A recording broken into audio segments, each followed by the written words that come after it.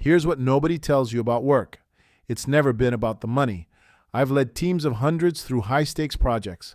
The moments people remember aren't the budgets or the bonuses. It's the first time someone senior said, "You nailed it." The exhausted relief after shipping something impossible. The shared weight of pulling it off together.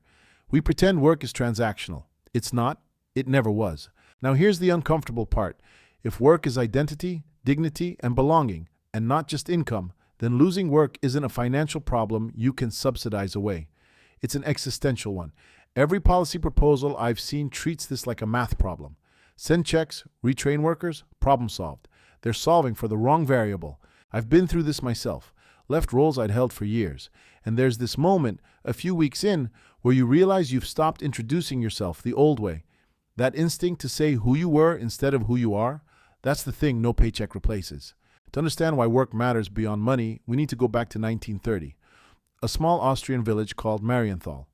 What happened there is one of the most important experiments in the history of work, and almost nobody outside academia knows about it. What they found changes everything. So here's what happened. The factory closed. Almost everyone in town lost their job at once. The government stepped in with unemployment benefits. Nobody was starving. The checks arrived, food on the table. But then something strange happened. People stopped going to the library, stopped reading the newspaper, stopped showing up to town meetings. The whole social structure just dissolved. This wasn't a poverty problem. Everyone had income. It was a purpose problem, and no amount of money fixed it. A young psychologist named Marie Jehoda watched Marienthal collapse. She spent decades trying to name what had actually died there.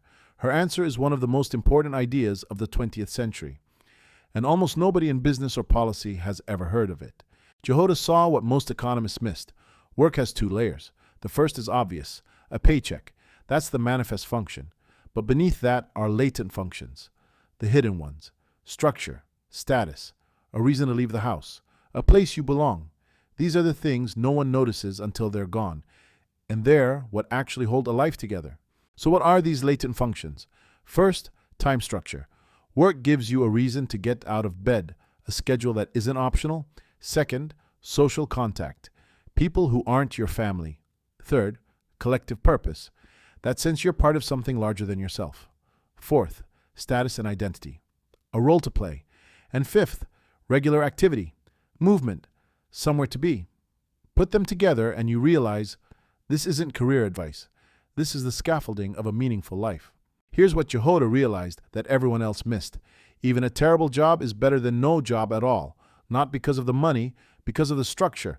Marienthal had income. What they lost was the reason to get up. A bad job still gives you that. No job gives you nothing. You might think, that was the 1930s. What does that have to do with me? Here's the thing. Once you see Jehoda's framework, you can't unsee it. Retirement, addiction, long-term unemployment. Same pattern, same collapse. The latent functions don't care what century it is. Look at this. Men who retired at 55 instead of 65 had a 37% higher chance of dying, even after controlling for health. Their bodies were fine. What killed them was the loss of structure, identity, and purpose. The latent functions aren't optional.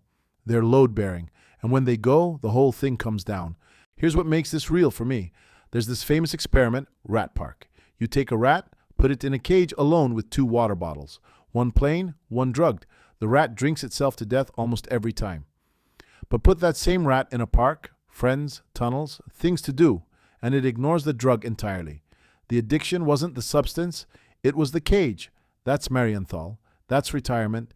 That's what happens when the latent functions disappear. The problem isn't what you lose, it's what you're left in. The journalist Johann Hari put it perfectly. The opposite of addiction isn't sobriety, it's connection. That's Marienthal all over again. When the latent functions disappear, structure, purpose, belonging, people don't just get bored.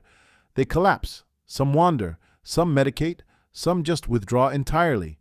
The poison isn't the substance, it's the empty room you're sitting in. So here's the hard question.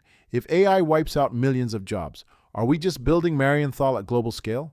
It's easy to assume we are, but history actually gives us a second option, a different path. We've done this before, not perfectly, but we survived it. Let's look at what we used to call the good life. Ancient Greeks had a word, skole, leisure, not laziness, the entire point of existence. Renaissance Florence had patronage. That freed up people like Leonardo for discovery. 17th century London had coffee houses, hubs of ideas, argument, and coffee that could strip paint. These weren't escapes from work. They were what work made possible. And they were periods of staggering human achievement. The hidden pattern of golden ages. So what did all of those have in common? They all built new institutions, academies, guilds, coffee houses that debated until dawn, places that gave you the 5 latent functions: structure, belonging, purpose, without needing a traditional employer. They built Rat Park for humans, and it worked. The choice: money without meaning or a new renaissance. So here's the choice in front of us now. Down one path, a world where everyone's needs are met, but we've built Marienthal at planetary scale. Money without meaning, an epidemic of purposelessness. Down the other, a new renaissance. Freed from drudgery to pursue what actually matters. The difference isn't the technology. It's whether we build the institutions. It comes down to what we choose to build. Humanity's greatest advantage has always been cooperation through shared stories. We need a new story for what comes after the traditional career. We've reinvented ourselves before. The question is whether we'll do it again. What we build after the ladder is gone. So we're back where we started. The old ladder of career progression, it's gone. I wrote a book about this. The question isn't whether it's disappearing. It's what we choose to build in its place.